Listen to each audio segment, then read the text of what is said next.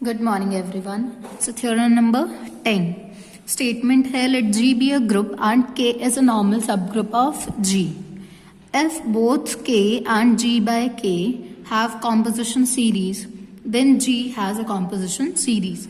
Means कोई group है, group का एक नॉर्मल सब ग्रुप है, तो वो नॉर्मल सब ग्रुप के पास भी कॉम्पोजिशन सीरीज है और जो उसका क्वेश्चन ग्रुप है उसके पास भी कॉम्पोजिशन सीरीज है. तो मीन्स अगर इन दोनों के पास कॉम्पोजिशन सीरीज होती हैं तो जी के पास भी कॉम्पोजिशन सीरीज होती है. ये प्रूफ करना है. तो स्टार्ट करते हैं. हमें जो जो गिवन है उसका यूज करेंगे. तो पहले गिवन है जी कोई भी ग्रुप है और के उसका नॉर्मल सब ग्रुप है, तो इतना लेट कर लिया. देन सिंस के इज अ नॉर्मल सब ग्रुप ऑफ जी, तो अगर नॉर्मल सब ग्रुप होता है तो क्वेश्चन ग्रुप एग्जिस्ट कर जाता है. तो के अगर नॉर्मल सब ग्रुप है जी का, तो जी बाय के जो फैक्टर ग्रुप है ये एग्जिस्ट करेगा. Then since it is given that K and G by K have a composition series, दोनों के पास composition series है, तो दोनों के लिए let कर लेते हैं. K के लिए हमने let की composition series 1 of length m and G by K के लिए let की composition series of length n. और यहाँ पे identity आती है तो यहाँ K आ गया क्योंकि G by K की identity क्या है K. तो ये दोनों हैं composition series for K and G by K respectively. Done. Then now one is a composition series. तो अगर one composition series है then ये जो सब ग्रुप्स हैं ये नॉर्मल होंगे, तो ये नॉर्मल सब ग्रुप्स हैं. और जो फैक्टर ग्रुप्स हैं वो नॉन ट्रिवियल और सिंपल होंगे. तो ये फैक्टर ग्रुप्स क्या है, नॉन ट्रिवियल एंड सिंपल. और आई कहाँ से कहाँ तक वेरी करेगा, m-1 तक. डन, इतना हो गया. देन अगर 2 भी कॉम्पोजिशन सीरीज है जी बाय के के लिए, तो इसके सब ग्रुप्स भी नॉर्मल होंगे और इसके लिए जो क्वेश्चन ग्रुप्स आएंगे फैक्टर ग्रुप्स वो भी नॉन ट्रिवियल एंड सिंपल होंगे.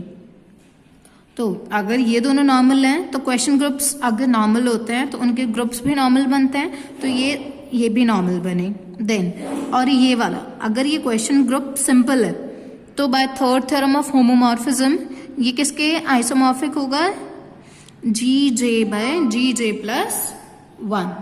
डन. तो ये क्या हो गया, ये भी हो गया simple and non trivial for all जे.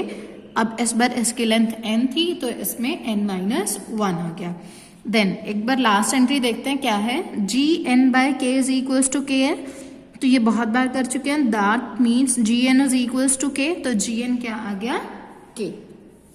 तो अब हम क्या करते हैं, हमें नॉर्मल सब ग्रुप्स भी मिल गए, ठीक है, सिंपल भी मिल गए क्वेश्चन ग्रुप्स, और हमने लास्ट वाली टर्म भी निकाल ली आइडेंटिटी. तो अब करते हैं नॉर्मल सीरीज कंसिडर. जी से लेके जी एन तक आए और जी एन तक तो आ गए. अब उसके बाद जी एन इज इक्वल्स टू क्या है, G N is equals to K है, और के से लेके आइडेंटिटी तक के वाली नॉर्मल सीरीज है, कॉम्पोजिशन सीरीज. तो ये पूरी कंप्लीट हो गई जी से लेके आइडेंटिटी तक.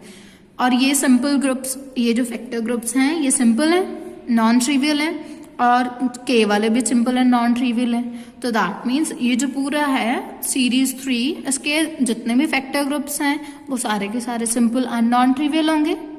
Done. So that means theorem proof हो गई. Theorem is theorem number 11. G अगर कोई साइक्लिक ग्रुप है of the order p to the power n, ठीक है, साइक्लिक ग्रुप है जिसका ऑर्डर इस फॉर्म का है, then G has a unique composition series of length n. ये हमें प्रूफ करना है कि उसकी जो यूनिक कॉम्पोजिशन सीरीज होगी, क्योंकि हमने ये तो प्रूफ किया हुआ है कि अगर ग्रुप का order p to the power n होता है तो उसके पास कॉम्पोजिशन सीरीज आती है ऑफ लेंथ n. बस हमारा काम क्या है कि यूनिक प्रूफ करना. और यूनिक कैसे प्रूफ करेंगे, हम 2 कॉम्पोजिशन सीरीज लेके आएंगे और बोलेंगे कि 2 पॉसिबल नहीं हो सकती हैं, वो दोनों के दोनों सेम ही हैं, तो वो यूनिक हो जाएंगी. तो अगर ऑर्डर इसका p to the power n form का है, so this means g has a composition series of length n. तो इसकी कॉम्पोजिशन सीरीज लेट कर लेते हैं. तो g से लेके gn is equals to identity. This series 1 is a composition series for g. अब order of g is equals to p to the power n है, ठीक है. तो क्या मैं इसको g1 के ऑर्डर से मल्टीप्लाई डिवाइड कर सकती हूँ, मैंने g1 के ऑर्डर से डिवाइड कर दिया और g1 के ऑर्डर से मल्टीप्लाई कर दिया. Then order of g is order of g naught, क्योंकि g is equals to g naught है. तो अगर इन दोनों को मैं कंबाइन कर लूं, order of g naught by order of g1, तो क्या मैं इसको लिख सकती हूँ order of g naught by g1. और ये order of G1 as it is और ये P to the power n। Done. Then उससे आगे देखो, तो इसका क्या मीनिंग हुआ कि हमने डिविजिबिलिटी पढ़ी है ना ग्रेजुएशन में, तो इसका क्या मीनिंग हुआ कि इन दोनों का जो प्रोडक्ट है वो P to the power n के इक्वल है। तो दैट मीन्स कि ये term P to the power n को डिवाइड करती है। डिविजिबिलिटी का यही रूल होता है। यहाँ पे ये क्या है, एक नंबर एग्जिस्ट कर रहा है जो इसका मल्टीपल है, तो दैट मीन्स कि ये इसको डिवाइड करता है। तो अगर ये P to the power n को डिवाइड करता है और P क्या है, एक प्राइम नंबर है, तो ये भी प्राइम, इसी प्राइम की कोई पावर होगी, ठीक है, चाहे वो P हो, P स्क्वायर हो, P क्यूब हो, बट अगर P क्योंकि प्राइम नंबर है उसके और कोई तो फैक्टर होते ही नहीं है, तो ये P to the power n naught let कर लेते हैं, वेर n नॉट कहाँ से कहाँ तक है, 0 से लेके n के बीच में कुछ भी हो सकता है। Now since G contains G1, सो ये जो n नॉट है that should be greater than और इक्वल्स टू 0। क्यों? क्योंकि अगर n नॉट 0 हो गया, तो n नॉट अगर 0 हुआ तो order of G naught by G1 कितना आएगा, P to the power 0 and something raise to the power 0 is 1। तो क्या आ जाएगा, G naught is equals to G1 आ जाएगा, but G naught is properly contained in G1, तो इसलिए हम इसको ग्रेटर देन और इक्वल्स टू 1 लेके चलेंगे, 0 नहीं लेंगे। Then since 1 is a composition series for G, 1 क्या है, कॉम्पोजिशन सीरीज है G के लिए, तो इसके फैक्टर ग्रुप सिंपल होंगे।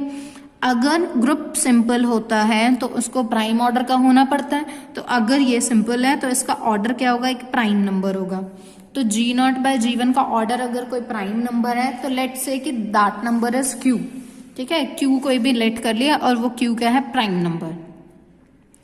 तो यहाँ पे हमने क्या बोला था कि order of G naught by G1 is equals to P to the power something, P to the power n naught, और यहाँ पे बोलना है कि कोई ना कोई प्राइम होगा, तो दैट, तो ऑर्डर तो एक ही होगा इसका, तो that means P to the power n naught is equals to Q।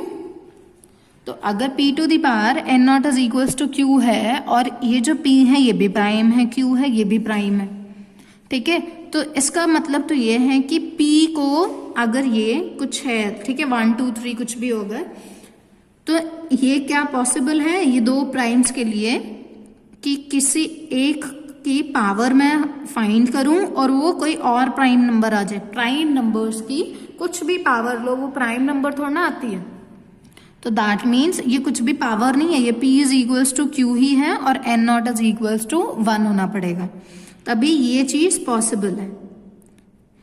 तो यहां से आ गया P is equals to Q and n naught is equals to 1। इतना क्लियर? अब आगे देखो, सो दैट मीन्स कि order of G naught by G1 is equals to P, क्योंकि P is equals to Q हो गया, हमने Q लेट किया था, तो P लिखो या Q लिखो, 1 एंड द सेम थिंग्स। तो order of G naught by G1 into order of G1 क्या था, P to the power n, तो यहाँ पे order of G naught by G1 लगा दो, कितना P, तो जब यहाँ P लगाओगे वो P इधर डिवाइड में आएगा, तो P to the power n minus 1 आ गया order of G1। And the simple iteration shows that, देखो G1 निकाला था तो P की पावर n माइनस 1 आया। सिमिलरली अगर आप ऑर्डर ऑफ G2 फाइंड करेंगे तो वो P to the power n minus 2 आएगा। अगर G3 का ऑर्डर फाइंड करेंगे तो वो P to the power n minus 3 आएगा। तो अगर मैं जनरल किसी के लिए भी लिखूं तो order of Gi is what, P to the power n minus i। और जहां पे i कहां से कहां तक वेरी कर रहा है, 0 से लेके n तक। Done. Then by Jordan-Holder theorem, length of all composition series for G is n. Jordan-Holder theorem के अकॉर्डिंग तो जितनी भी composition series आते हैं उनकी लेंथ n ही होती है, क्योंकि उसमें हमने लामा भी यूज किया था कि हम किसी भी composition series को properly refine नहीं कर सकते। Then G is equals to, तो इसकी जो लेंथ होगी वो भी n ही होगी। अगर हम कोई और composition series लेट करते हैं, तो हमने ये लेट की, be any other composition series for G। तो जैसे हमने G के लिए काम किया था, G नॉट G1 के लिए, वैसे ही अगर हम सेम काम H के लिए करेंगे तो ऑर्डर ऑफ H i जो आएगा वो भी P to the power n minus i आएगा, क्योंकि चेंज तो कुछ भी नहीं होगा, बस G के प्लेस पे H ही तो आ रहा है, बाकी तो कुछ चेंज नहीं है। इंडेक्सेस भी n तक ही वेरी कर रहे हैं, तो यहाँ पे भी i 1 से लेके n तक ही वेरी करेगा। इतना डन कि order of Hi is equals to P to the power n minus i and order of Gi is equals to P to the power n minus i. Now एक result देखो क्या है, we know that if G is a finite cyclic group, अगर G कोई finite cyclic group होता है, then for each positive divisor D of order of G के order का अगर कोई भी पॉजिटिव डिवाइजर पिक करो, then G has a unique subgroup of order D. अगर कोई पॉजिटिव डिवाइजर एग्जिस्ट करता है ऑर्डर ऑफ जी का, तो जी के पास एक यूनिक सब ग्रुप आता है ऑफ ऑर्डर डी। तो अब यहाँ पे जो जी है, जी साइक्लिक है फाइनाइट ऑर्डर का, और जी के सब ग्रुप्स हैं कौन, जी आईज एंड एच आईज, ठीक है, ये क्या है, सब ग्रुप्स हैं। तो और ये जो है p to the power n minus I, क्या ये पॉजिटिव डिवाइजर है ऑर्डर ऑफ जी का, यस ये पॉजिटिव है और ये डिवाइजर भी है ऑर्डर ऑफ जी का, ठीक है।